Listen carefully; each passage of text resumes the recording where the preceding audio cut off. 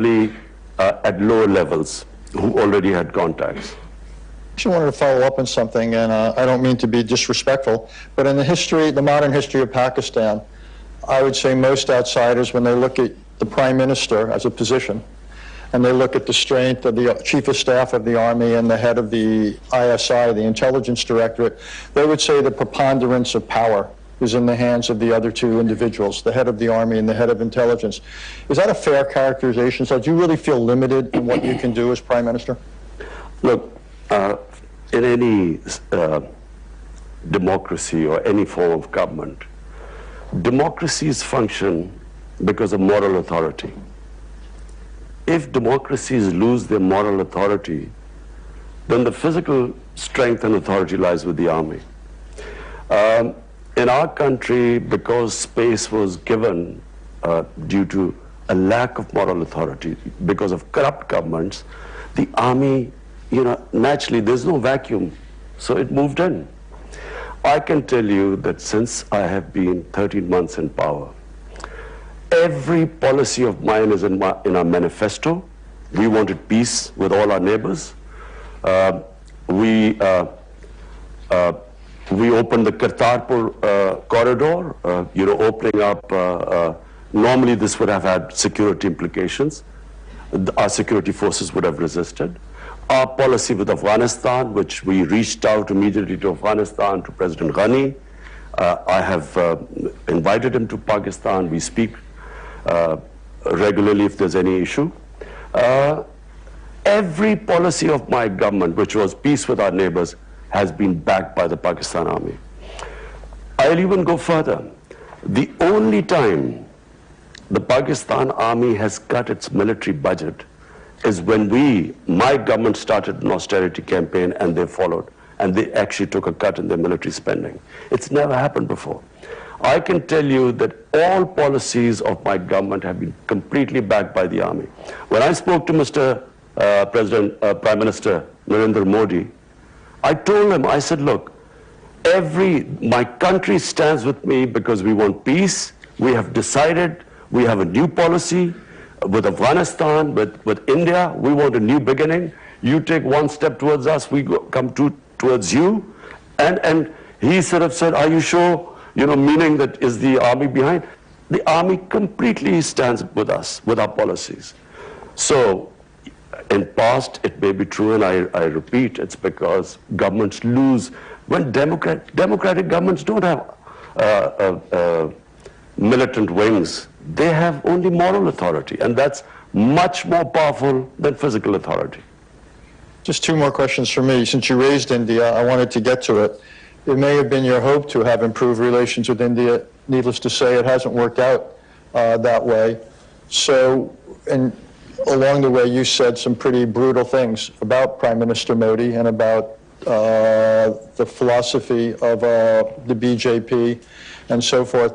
So what is a realistic path? Because one analogy I often draw is at the height of the Cold War, the U.S.-Soviet relationship had far more dimensions to it, far more substance to it, than the India-Pakistan relationship has now, in terms of diplomatic contacts, economic contacts, and the rest. So how do we take this relationship between two nuclear-armed rivals that have a history of conflict? How do we make sure the future doesn't resemble the past? Well, Richard, let me say one thing. This is very sad where we stand today. From day one, I have written letters. I've spoken to Prime Minister Modi about we have common issues. We have poverty. Poverty is big in the subcontinent. Any government that should come, the #1 priority should be to deal with poverty. Climate change. We stand the subcontinent. I mean, our glaciers are melting at a rapid rate. We need to combine together because there are hundreds and millions of people that are going to be affected. So I called him up and I said, look, let's just have a new chapter. Let's reset our relationship. And he talked about terrorism, and I said, look, I give you an assurity. It's not because of pressure from India or anyone. It's a policy that we will not allow any militant groups in Pakistan. We were dismantling from day one And again, I talk about the army. The army, had the army not helped us, we would not be able to dismantle these militant organizations, a legacy of the 80s. And they were helping us. So I told them, I said, let's base a relationship on mutual trust. Because, problem we have is the two countries didn't trust each other. Our foreign minister was supposed to meet last year in this UNGA, and suddenly India cancelled. And then we thought maybe, they don't want to get closer because of the Indian elections, because it's a nationalist, BJP is a nationalist party. One of the agenda, of course, is, they're hard on Pakistan. So we stayed back.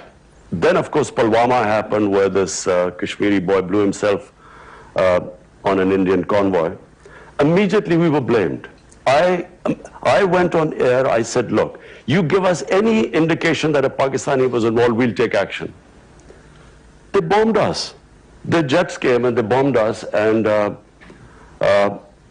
so we retaliated, no loss of life, but on the way, two of the jets went down, one in Pakistan. The pilot we captured, we immediately gave him back, saying you didn't want any escalation. But what did, in the election campaign, it was all about how Pakistan was petrified, and that's why they quickly returned the pilot, and how Pakistan will be taught a lesson. The whole election campaign, you just have to read. It was all about anti-Pakistan and how Pakistan would be taught a lesson. We still thought, okay, let the elections be over. We'll again, elections are over, and we again nothing. And then we find India is pushing us in the blacklist of FATF to bankrupt us. That's when we started thinking this is something, there's some sort of an agenda going on. And then, of course, Kashmir took place on 5th August. Unilaterally, they cast aside the UN Security Council resolution, the Simla Accord, which was bilateral between us, their own constitution, Article 370. And that's when, you said, I said all those things. That's when I have said that this is an agenda. This is an RSS agenda which they are following. And I'm afraid, I worry now where we are, where the two countries are. That's why before that I asked President Trump to intervene and play a role in this. Because whenever we ask for other countries, United Nations to help, India says it's a bilateral issue. When we try to talk to them, they said there's nothing to talk about. So it's very important. It's two nuclear-armed countries facing each other, like this incident happened in February. I, as the Prime Minister of a country, am saying that anything can happen in such situations. You don't know what can happen. We should never be in this situation. That's why I will be speaking in UN. I would want the United Nations to play a role. This is why the United Nations came into being. This could have effects way beyond the subcontinent. Since India's tradition, not just this government, but other governments, has been not to accept third-party mediation, it seems to me it's beholden on India and Pakistan to essentially break this dynamic, which has obviously gotten worse after what's happened in Kashmir.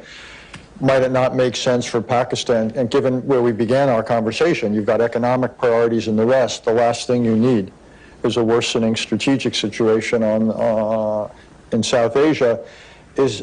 Might it not make sense for Pakistan to think of a way of at least reestablishing some sort of an opening for diplomacy? Richard, look at the situation right now. There are 8 million Kashmiris for 50 days have been shut inside. 50 days, 900,000 Indian troops have shut in their homes, 8 million Kashmiris. How am I going to talk about what? And unilaterally, they have reneged on international laws. This was a disputed territory, Kashmir, between Pakistan and India. The United Nations, the Security Council, had given the people of Kashmir the right of self-determination, which was never given to them. Now, how do we start talking to anyone? How can we speak to India? At least And at least what I expect the international community to do is to ask them to lift the curfew. It's inhuman. It's violation of every humanitarian right of the people of Kashmir. I should just tell the members here before I go to questions is that the Indian Foreign Minister will be here later this week, so I expect we will return to some of these. And I hope you'll ask proper questions to him, not be too diplomatic. So we will have Ambassador Foreign Minister Jaishankar here. So it's now the appointed hour. Remember, this is on the record, and please, the shorter the questions are, the more succinct, the more we can get in. Mickey, you had your hand up. Just wait for a microphone. Let us know who you are and your organizational affiliation. Hi, good morning. I'm Minky Worden from Human Rights Watch. Our discussion today has proceeded without any mention of rights for 150 million women and girls in Pakistan.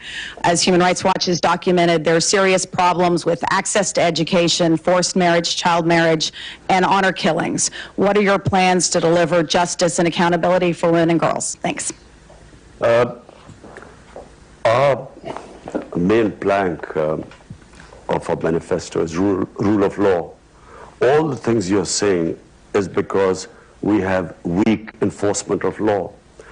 We have laws protecting women, we have laws protecting the weak, the minorities, and at times when these violations take place, it's because our enforcement, our implementation is weak. But I can tell you right now, 13 months, we have taken steps to protect our minorities. We have taken steps to protect the worship places of the minorities. The initiative which we have taken with the Sikh community is opening up the Khyber corridor is unprecedented.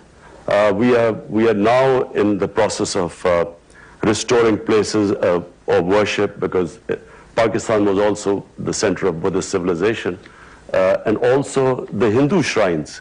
So my concept of Pakistan is where our minorities are equal citizens. They have all their rights are protected. All the women, the weaker sections, the poor people in our country, we have come up with the biggest ever poverty alleviation program despite our fiscal constraints. It is one of the, in our history, it's the biggest poverty alleviation campaign which we've started. So to sum it up, my idea of Pakistan is basically rule of law and not just protecting the weaker sections of the society, but also helping those areas of Pakistan that have stayed back, like FATA. FATA has merged with Pakistan for the first time with KP. And we have spent funds to rehabilitate the people of FATA because of the war on terror. Just so you understand, in the World Economic Forum report, Pakistan comes in literally second to last in terms of the gender gap. So is what you're saying that the challenge is to enforce existing laws, or do you really need new laws and new programs to help girls and women have opportunity?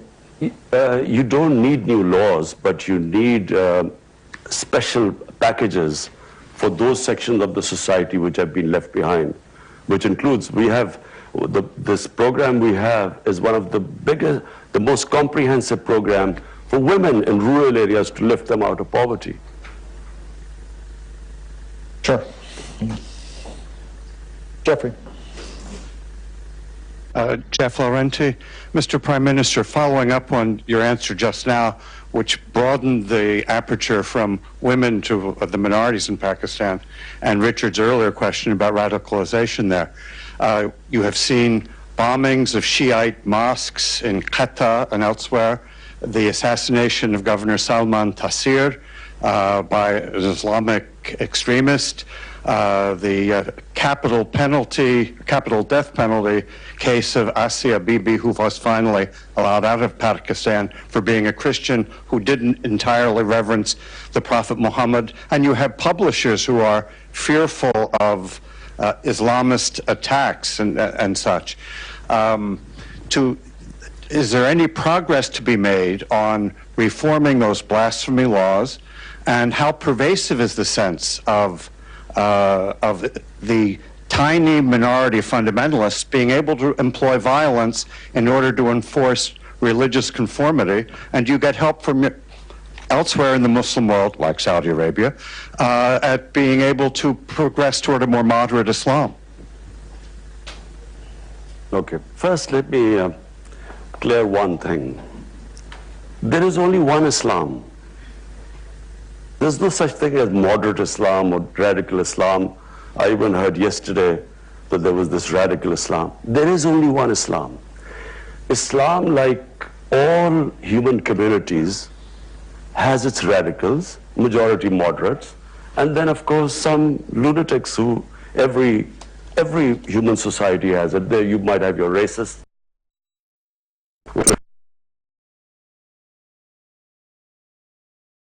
So, there is Islam, and the Islam we follow, the Islam of Muhammad sallallahu alaihi wasallam, and that Islam, according to the Prophet, all of us are born children of Adam, so we are all equal, regardless of our color of our skin. That Islam gave complete rights to minorities. In the state of Medina he created, a Jewish citizen wins a case against the Khalifa, the head of state.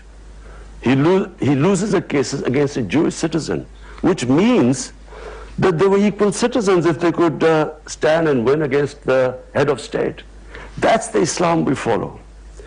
In my vision of Islam, all human beings, regardless of their religion, are equal.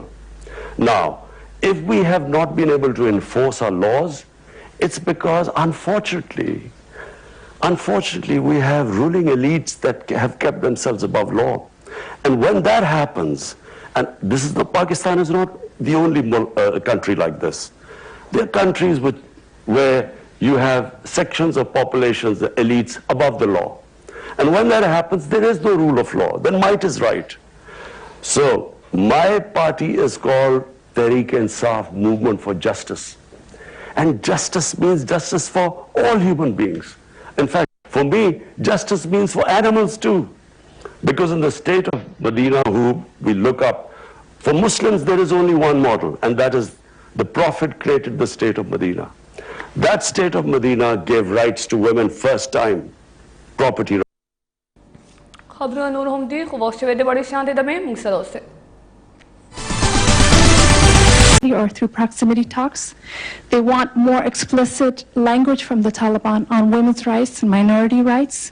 And they want more explicit language denouncing terrorism or links to Al-Qaeda, none of which were there when this agreement was nearly signed. Thank you. I would just like your comments, and if that peace process, if and hopefully when it's reignited, what support can the Afghan people get from Pakistan in this regard? Thank you. Well, number one, what the people of Afghanistan have gone through, forget me as a Pakistani, as a human being, we should all pray that they have peace. Because, you know, I've watched, you hear every day on a daily basis the sort of bloodshed that's going on. Now, I just repeat very quickly, there are only two ways right now. One is we keep going this way, which is military action, and I believe this will just keep going on. And because the Taliban, the moment they realize that the Americans already, they've cut the troops down, and if they think they're leaving, I mean, they're not going to give up, you know, with more military action. The other is peace talks. Now, peace talks, once they start, all this can be thrashed out. I honestly believe that this is not the Taliban of 2001. There's a lot of things that have happened, and I believe that they will be more accommodating. The Taliban delegation wanted to meet me. Problem was that the Afghan government did not want me to meet the Taliban delegation, so I did not meet them. But I told President Ghani, I said, look, if I meet them, I would try and convince them about all the things you're saying. And not only that, I would try and convince them that the Taliban must talk to the Afghan government. At the moment, they're only talking to the Americans. There are no direct talks between Taliban and the Afghan government. I would have tried my best. Because finally, I mean, yes, people they've looked back in 2001 and that period, and they think that, you know, the way Taliban behaved at the time, minorities and so on, with the attitude to women. But I think once the talk starts, I think all these things will eventually fall into place, because the people of Afghanistan, both sides, want peace right now. Jeffrey Rosen. Thank you. Jeffrey Rosen from Lazard. You described earlier the relationship with China that's been developing, an economic relationship. I'm curious how you reconcile that relationship with reports about the treatment by the Chinese of Muslim churches, Muslim mosques, the practice of Islam in China. Whether you're able to use this as a means, the relationship as a means of pressuring the Chinese to perhaps relax in that treatment, and if not, whether you raise the risk of perhaps some of the more radical elements of Islam in Pakistan, acknowledging there's not radical Islams, but there are radical Islamic people who practice Islam who are radical. Whether you run the risk of a reaction from them domestically, which could unsettle the country, your country. Particularly given what the Chinese are doing, you know, with the Uyghurs. Look, with the Chinese, we have a special relationship, and any of, it's the way China functions, any of issues like these, we talk to them privately. We don't make public statements, because that's how China is. And I again repeat, I mean, China has come to a help when we were right at the rock bottom. So I would not publicly talk about it, but just, you know, as someone who has taken over Pakistan 13 months ago, faced the biggest economic crisis, dealing with that. We have a problem in Afghanistan trying to settle that. We are worried about what would happen now with Iran and Saudi Arabia, the United States. That's the other border. So one border Iran, the other Afghanistan, and now with India. I think I've got enough on my plate right now. Wouldn't you say, Richard? What would you do if you were in my position? You'll probably have a heart attack by now. Unlikely. I would welcome that conversation. Listen, the only reason I can cope with these pressures is because, you know, when you walk out on not a lot of you won't understand cricket, but imagine, you're walking out on a cricket field, there are 90,000 people in the stadium. You walk 70 yards down into the middle of the pitch, and the worry that you can be out first ball and you will have to walk all the way back with 90,000 people. So that takes character. It builds.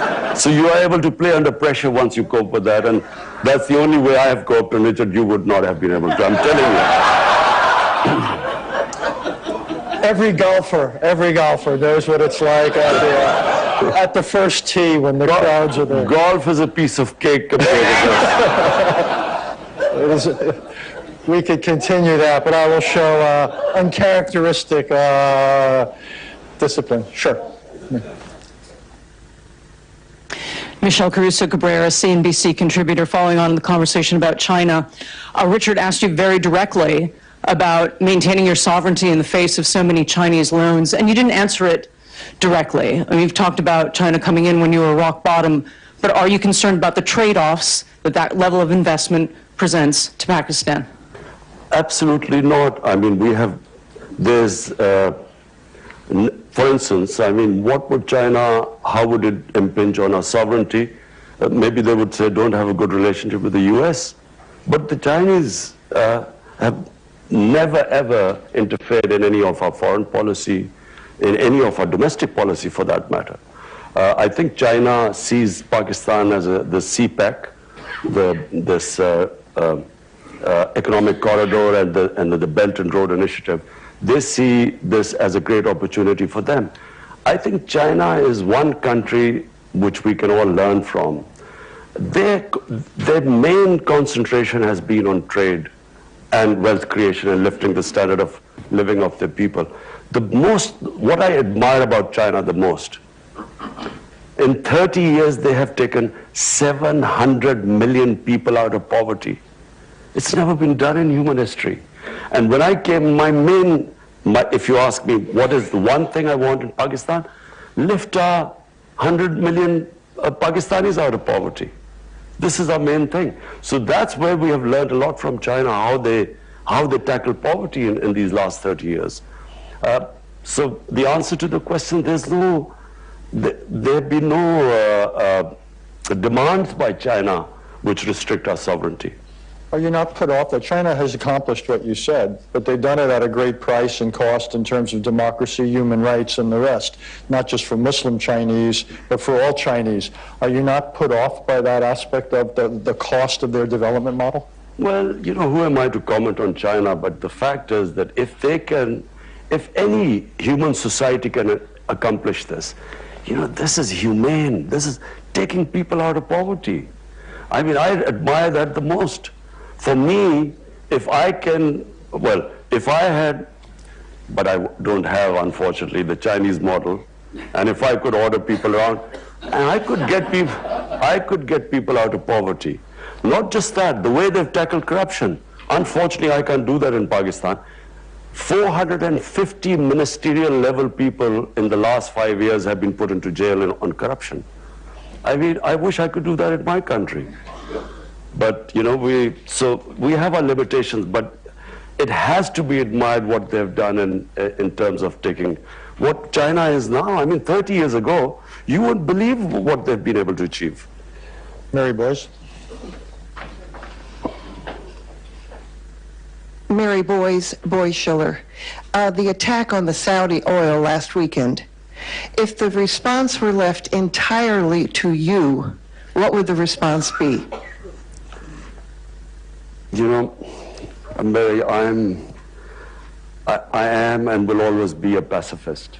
I am anti-war. I do not believe wars solve problems. You go to solve one problem, you give birth to 5 other problems. You go after Al-Qaeda, you create ISIS. I do not believe wars solve problems, unfortunately. I would do everything to resolve this issue through diplomacy. I would be trying my best, because if there is a conflict there, the consequences, I mean, just look at the poorer countries. Do people care about poor countries? Imagine if oil prices go up. And we are struggling finally to sort of try and balance our budget. This will just immediately throw everything for us. And so we already have the war we had, war on terror. 70,000 Pakistanis died. And it's a lesson my government, people of Pakistan have learned, that we will avoid conflict at everything. And we can't afford another conflict going on in our neighborhood. Yes, ma'am. You've been very patient. Masuda Sultan, All in Peace, a coalition of Afghans and Americans looking to end the longest war in American history. I wanted to thank you for your comments on Afghanistan and the war. And you've been supportive of U.S. efforts at peace negotiations and indicated your willingness to encourage Trump to continue negotiations. My question is, what steps do you intend to offer to take as the Pakistani Prime Minister to advance the dialogue? For example, you mentioned that you didn't meet the Taliban when the Afghan government requested you not to. So what other steps do you intend to take? And how does the Kashmir issue complicate, or does it the Afghan issue?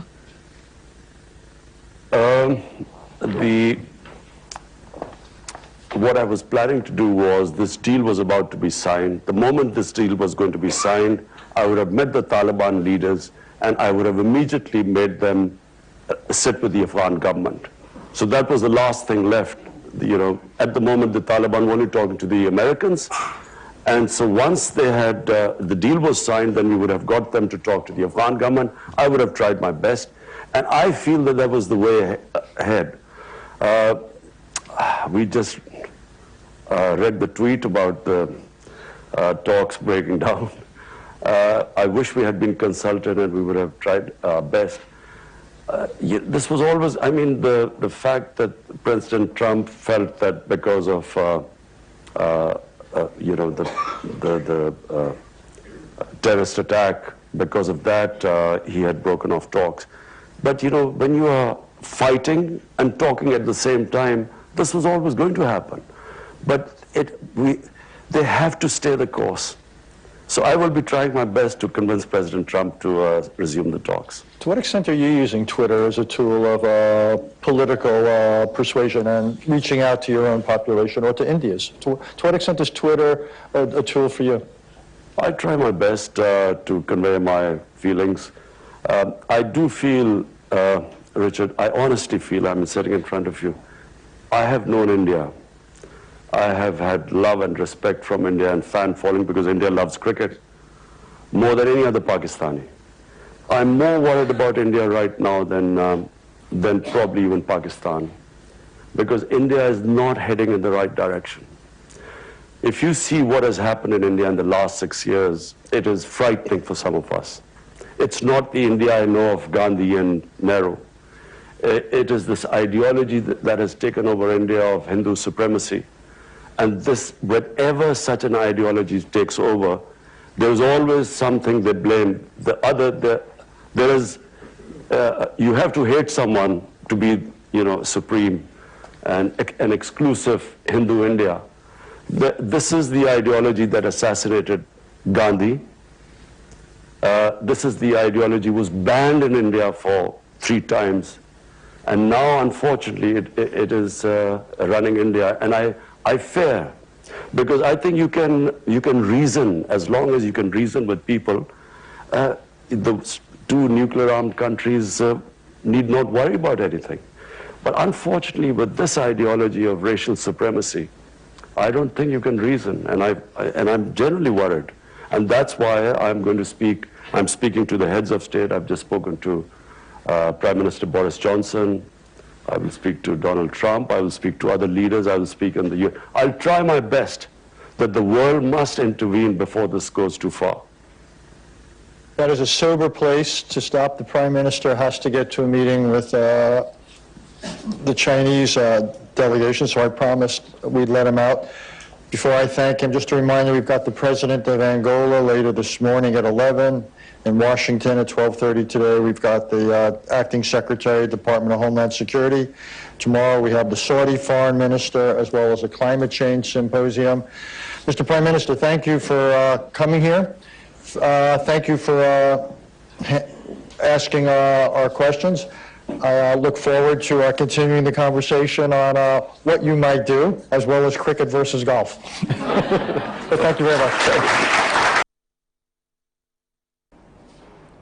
वज़ीर-ए-आज़म इमरान खान पर New York के council of foreign relation तक खिताब को हवाई हुए तरह गरी खिलाफ जंग के ते $200 मिलियन नुकसान शो अबियास खल को ते खपल सरुनु कुर्बानी हम वर कर दिया गईदा हम हुए च पर 2000 तक के अमरीकी ता रागलम डेमोक्रेट्स तमे हुए च दे अफगान मसले फौजी हल निश्ता अफगानान सलवेख्त कानूना मुश्किलात सर मख्ती 9/11 नफस पाकिस्तान दे अमरीकी जंग के ते शामिल दो फैसला गलत हुआ पाकिस्तान के उस हम ओविश्त लखा अफगान पनागुज़ीर पार्टी की दिन अलावा वज़ीर-ए-आज़म इमरान खान दाह मुमेल चीन सऊदी अरब और यूएई माशी हालात खकबलों के ज़ुम मरस्त करे योकोर चलो नपारा हम अखराजात कमोल और आमदन ज़्यातोल पकावी दिन अलावा इमरान खान दाह हुए चतेर हुकूमतों माशी नाकामी लवजे IMF ता दितलू ज़रूरत रागल दे इमरान खान दाह हुए च मुता अंदाज़ा उशवा च भारत पाकिस्तान FATF पर ब्लैक लिस्ट के चोलो साजिश कभी ते भारत इंतखाबी मुहिम के हम दे पाकिस्तान मुखालिफत बुनियाद जो करे शिवे भारत कश्मीर की कर्फ्यू लगोल सर अतिया लका कश्मीरियान पर कुरुनु की बंदीवान करी